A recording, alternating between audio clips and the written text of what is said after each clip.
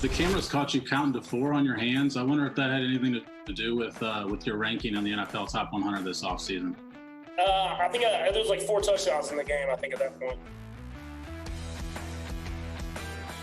Sure it was. Sure it was. Look at that grin from Patrick Mahomes. Sure, that's what he was referring to. I mean, last year against the Bears and Mitchell Trubisky, he counted to 10 on his fingers. He didn't throw 10 touchdown passes that game. The point was, I was the 10th overall pick, and Trubisky was the 2nd overall pick. So he's got a way of sending a message, guys, that is not – I mean, he can get away with it. It's not offensive, right? It doesn't spark – outrage from talk show hosts all day long. He's got a charming way about him. There he is, 1, 2, 3, 4, the little Jordan shrug on the back end. And he can do it. He's got the natural charisma to get away with it. All right. So let's see if Patrick Mahomes' name comes up as we do our awards. We say hello first to MDS, who joins us for the awards segment. MDS, how are you? I'm doing well, Mike. Thanks for having me, as always. Good to have you as always. Charean and I have been working our way through the news and some rewatch of the Bills-Rams game. Now we get to our awards, and we're going to start, as we always do, with the Offensive Player of the Week. MDS, you're up first. Well, I'm going to pick a guy we've definitely never picked before, and that's Nick Mullins, the 49ers quarterback who has now filled in for Jimmy Garoppolo, not just this year, but also in 2018. Really not missing a beat at all. He played very well for the Giants. He also played actually probably a little better than Garoppolo played in 2018 when the whole 49ers team was really struggling. Nick Mullins came into the NFL as an undrafted rookie. He's never had an opportunity to be a starter except when Garoppolo is hurt. But I kind of hope he gets a chance one day. I think he's pretty talented. And, he went to Southern Miss and broke some of Brett Favre's records, and he played real well on Sunday. I like Nick Mullins, and I'm glad we can recognize him here because I don't think he gets enough recognition for what he does as a backup quarterback. Not some of the records. He broke all of the records. Now, maybe he didn't break the interception record, but he broke all of the good records of Brett Favre at Southern Miss. Brett Favre, however, was never a Super Bowl MVP. Charean's Offensive Player of the Week can say that he was a Super Bowl MVP. Charean, tell us who you picked. I picked Nick Foles, the greatest backup, arguably in NFL history. Earl Morrall, of course, was NFL MVP when he came in as a backup one year, led a team to a Super Bowl, was very good in the year the Dolphins' undefeated season after Bob Greasy got hurt, 11 straight wins he had. So those are the 2 top backups probably in NFL history. But Nick Foles came in and did what Nick Foles does as a backup. He won a game, 20 points in the 4th quarter, was very, very good. The question becomes, can he do it as a starter? He's only started 11 games in a season. That's the most he's ever had. Yeah, and look, it's inevitable that he's going to get banged up at some point if he gets hit like he did on Sunday. We'll see how that plays out. They need to have Mitchell Trubisky ready to go just in case.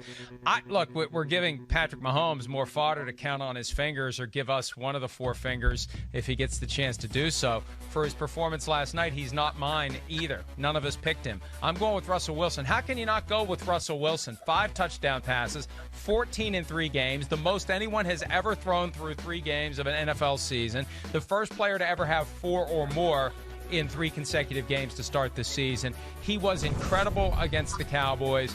He did whatever needed to be done. He throws that beautiful deep ball. Sims and I broke that down today. And he would have had 6 potentially if DK Metcalf doesn't pull a Deshaun Jackson near the goal line in the first half. So Russell Wilson, MVP favorite, but a lot of football still to be played. All right, Defensive Player of the Week, MDS, who do you have? I have the NFL's leader in sacks, and that is Aldon Smith, a player who I think most of us thought his career was over for about 3 or 4 years. And now Aldon Smith has come back, and he's not just come back. He's come back, and he's the same player he was at his best in San Francisco when he was one of the best players in the NFL. I mean, he is an outstanding pass rusher. We really saw it on Sunday against Seattle, and I just think it's great to see.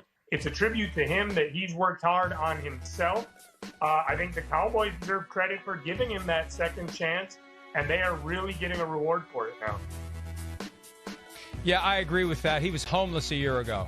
And it's amazing to think what he could have been if he had played continuously, because he's right where he was 2011, 2012, averaging more than 1 sack per game, 4 sacks in 3 games, and he affected that game throughout. He was always around the football. Impressive comeback by him, and hopefully he keeps it up. Charean, who do you have? Well, Patrick Mahomes may be even more mad now, but you got to give some love to that Chiefs defense. We want to talk about all those offensive weapons that the Chiefs had and their quarterback and everything else. But Chris Jones and that defense was outstanding. And I'm giving it to Chris Jones. 5 tackles, 2 sacks, 2 forced fumbles. The team had 4 total sacks of Lamar Jackson and held him to 228 total yards. I just thought it was an outstanding performance by that Chiefs defense. I didn't see that coming at all. I think everyone thought this was going to be a high-scoring game by both teams, and it wasn't. Yeah, and he had that one moment where he got flagged for illegal hands to the face, and he popped the guy's helmet off, and then the head covering, he ripped that off, too, in the same motion. That takes some dexterity to pull that off. So Chris Jones, money well spent by the Kansas City Chiefs to keep him around. All right, look, I was going to go Aaron Donald, but he'd be the defensive player of the week every week. We praised him earlier in the program. I want to give some love to the Cleveland Browns. They're 2-1, and even though the stat sheet doesn't scream this out, Carl Joseph is a guy you have to watch out for in the Browns secondary. He had an interception that really helped swing momentum in Cleveland's way. And also, I think that, he had one of the hits of the week. He blew a guy up along the sidelines. So let's give the Browns a little love. I'll give it to Carl Joseph this week. All right, let's move on to Rookie of the Week. MDS, who do you have?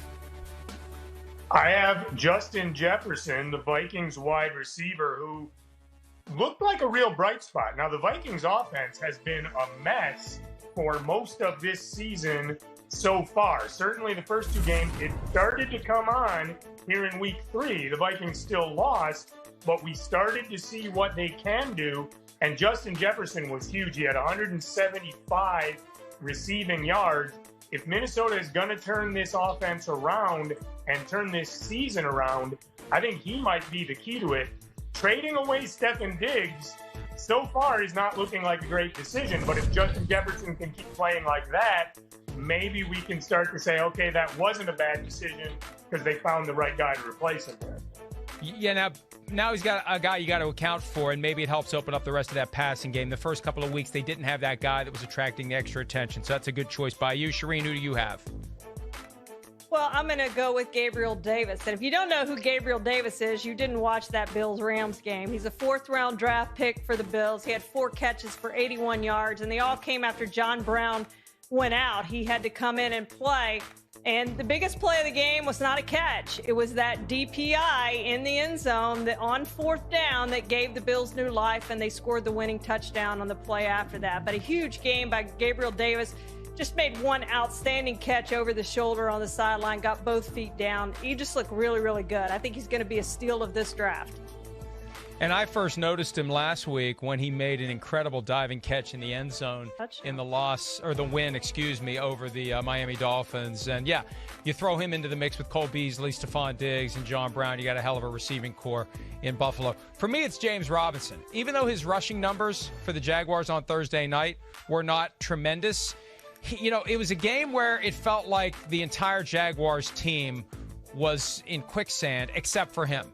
He had 46 rushing yards and a couple of touchdowns, plus 6 catches on 6 targets for 83 yards. He was their offense without DJ Chark, and he was the spark that was there all night long. And if the other 10 players on offense played like him all night long, they would have won that game. This guy was undrafted out of Illinois State, proving yet again you don't need to use a first-round pick or a second-round pick or any round pick on a running back. If you can scout well and find a guy who can come in, you trust him not to fumble, you trust him in pass protection when blitzers break through, and if you can open some holes for him, he's going to gain some yards, and James Robinson getting it done. All right, Coach of the Week, MDS, who do you have?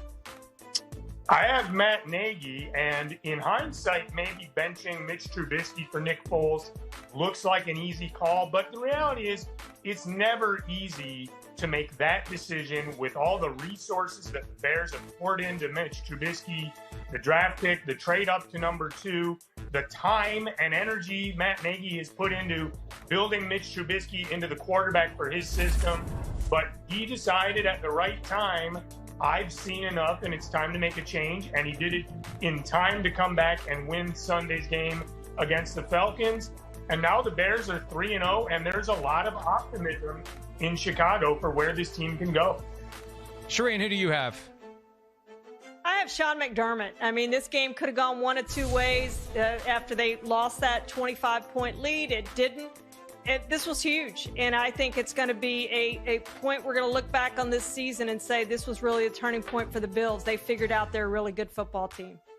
And I'm going with Kyle Shanahan. 11 starters not available for Sunday's game against the Giants. They shredded the Giants. The week before, they shredded the Jets. And I know that it's the Jets and the Giants, but they haven't been relegated to the XFL yet. They are still full-fledged members of the NFL, and to go across the country, stay in West Virginia all week, go back to a stadium where the players have misgivings about playing on the surface, and to win as convincingly as they did with all those backups in the game, the ultimate next man up coach right now is Kyle Shanahan, a lot like Bill Belichick, so he gets the award this week. Hi, I'm Mike Tirico, and thanks for watching. Make sure to hit subscribe for the latest news and highlights from NBC Sports.